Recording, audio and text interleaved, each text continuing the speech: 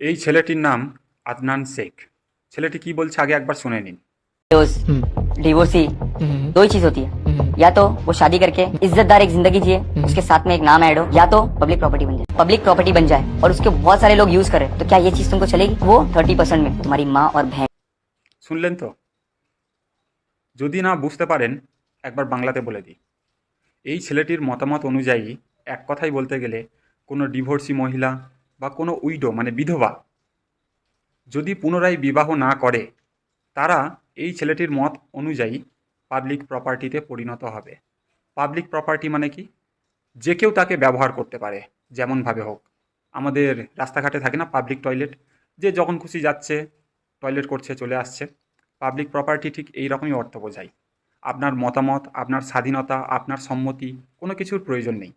আপনি একটা public property হয়ে যাবেন এই রকম মেন্টালিটির এই কমিউনিটির ছেলেদের কাছে। জাস্ট একবার কল্পনা করুন, আপনি একজন মহিলা, স্বামীর সাথে থাকতেন, স্বামী মারা যাওয়াতে আপনি বিধবা হয়েছেন, আপনার ছেলেমেয়েকে নিয়ে আপনি পরিশ্রম করে কষ্ট করে ছেলেমেয়েদেরকে মানুষ করছেন। স্বামীর প্রতি ভালোবাসা, তার সেই স্মৃতি নিয়ে আপনি বাঁচতে চান। আপনার স্বামীর প্রতি ভালোবাসা, তার সেই স্মৃতির জন্য আপনি আপনার জীবনের দ্বিতীয় কোনো পুরুষকে স্থান দিতে পারছেন না। এবং আপনার বাড়ির আশেপাশে আপনার প্রতিবেশীদের মধ্যে এই রকম মানুষগুলোর বসবাস, এই কমিউনিটির মানুষের বসবাস, প্রত্যেকটা রাত, প্রত্যেকটা মুহূর্ত আপনার জীবনে জাস্ট নরক হয়ে দেখা দেবে। কারণ এই কথা কি আপনি এই প্রথম শুনলেন? আপনার কি মনে হয় এই কথা, এই মতামত ছেলেটির নিজস্ব? না। To be one of them. Or if my sister happens to be one of the 4.7 million females who have not found a life partner for themselves, the only option for them is that she either marries a man who already has a wife or becomes public property.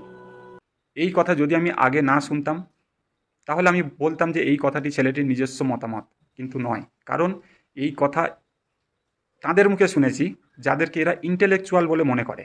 আমরা কাকে intellectual বলে মনে করি? যাদেরকে আমরা follow করি, নিজের আদর্শ বানাই, তাদের আইডিওলজিকে ফলো করি। তো এরা সেই রকম ব্যক্তিকে ফলো করে যারা এই ধরনের কথাবার্তা বলে, এবং সোশ্যাল মিডিয়াতে এর বহু প্রমাণ রয়েছে। এখন আপনি কল্পনা করুন, আপনার অবর্তমানে আপনার স্ত্রী, মা, বোন, যে কাউকে যদি এই রকম পরিস্থিতির সম্মুখীন হতে হয়, তাহলে তাদের জীবনটা কেমন হতে পারে?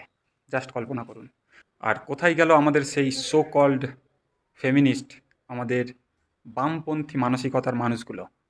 তাদের চোখে বোধহয় এসব পড়ে না, আর পড়লেও কিছু বলবে না। কারণ এসবের সাথে তাদের কোনো যায় আসে না। তাদের রাজনৈতিক মতাদর্শ এই বিষয়কে কাউন্টার করতে পারবে, আমার তো